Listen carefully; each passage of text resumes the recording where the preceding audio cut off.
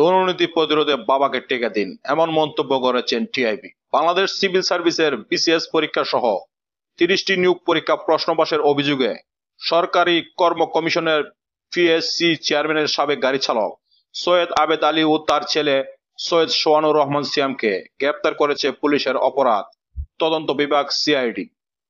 BCS পরীক্ষা সহ গত 12 বছর ধরে 30 নিয়োগ পরীক্ষার প্রশ্নবাসের ব্যাপারে আদালতে স্বীকারোক্তিমূলক জবানবন্দি দিয়েছেন আবেদ আলী সহ 7 জন। আদালতে আবেদ আলীর ছেলে সহ মামলার 10 আসামি জামিন আবেদন নামঞ্জুর করে কারাগারে পাঠানোর আদেশ দিয়েছেন হাইকোর্ট। গণমাধ্যমের সঙ্গে এক সাক্ষাৎকারে আবেদ আলীর কাছে জিজ্ঞাসা করা হয়, প্রশ্নবাসে কত টাকা ইনকাম করেছেন? জবাবে আবেদ আলী বলেন, প্রশ্নবাসে যত টাকা কামাই করেছি সব খরচ করেছি আল্লাহর রাস্তায়। মূলত একজন গাড়ি চালক হয়ে কিভাবে বিপুল সম্পদের মালিক হলেন তা নিয়ে সামাজিক যোগাযোগ মাধ্যমে চলছে আলোচনার সমালোচনার বিপুল ঝড়। অনেকে আবেদ আলী ও তার ছেলেকে নিয়ে ট্রলও করেছেন। ঠিক এমন সময় আলোচিত এই ঘটনা নিয়ে অলাভজনক বেসরকারি প্রতিষ্ঠান ট্রান্সপারেন্সি ইন্টারন্যাশনাল বাংলাদেশ টিআইবি একটি ছবি পোস্ট করেছে। ছবিতে একজন বাবাকে শিশুদের মতো হামাগুড়ি দেওয়া অবস্থায় দেখা যাচ্ছে, সাথে লেখা, আপনার বাবাকে টিকা দিন। বাস্তবে এই টিকা কোনো রোগ প্রতিরোধের জন্য নয়, বরং দুর্নীতি প্রতিরোধে একটি বার্তা দেওয়া হয়েছে। পোস্টের ক্যাপশনে লেখা, দুর্নীতি প্রতিরোধে আওয়াজ উঠুক ঘর থেকে, বাবাকে টিকা দিন, দরকার হলে নিজেও টিকা নিন। এছাড়াও সম্প্রতি আলোড়ন তুলেছে দুর্নীতির দায়ে সম্প্রতি ওএসডি হওয়ার জাতীয় রাজস্ব বোর্ডের এনবিআর সদস্য মতিউর রহমানের সম্পত্তির তথ্য উঠে আসে। দুর্নীতির এই তালিকায় রয়েছেন সাবেক আইজিপি বেনজির আহমেদও।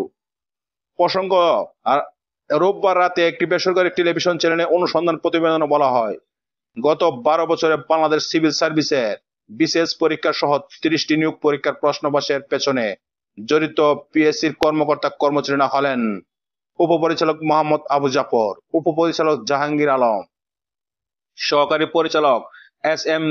আলমগীর কবির, সহকারী পরিচালক নিখিল চন্দ্র রায়, চেয়ারম্যানের সাবেক গাড়ি চালক সৈয়দ আবেদ আলীর জীবন ও অবিষয়ে খলিলুর রহমান।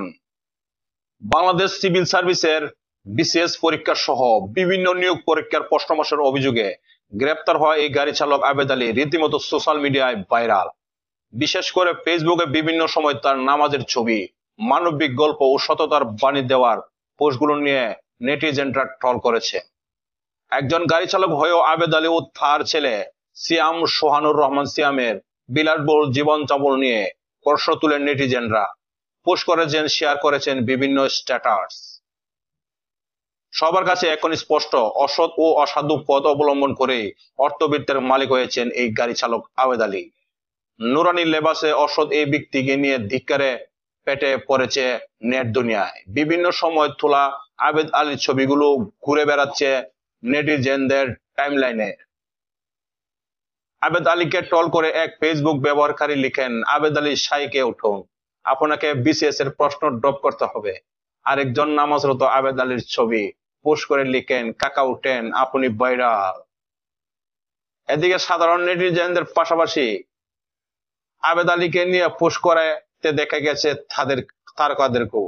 তাদেরই একজন অভিনেত্রী সোহানা সাবা ফেসবুকে আবেদ আলীর নামাজরত একটি ছবি শেয়ার করে এই অভিনেত্রী লিখেছেন, যারা দেখিয়ে দেখিয়ে ধর্মচর্চার নামে বাড়াবাড়ি করে পাশে মসজিদ কিংবা নামাজের স্থান রেখে রাস্তায়, খেলার মাঠে, সমুদ্র তটে নামাজ পড়ে ছবি দেয় সোশ্যাল মিডিয়ায়, তাদের মাঝে আমি কোনো ভালো মানুষ দেখি না, সবগুলোই বাটপারি।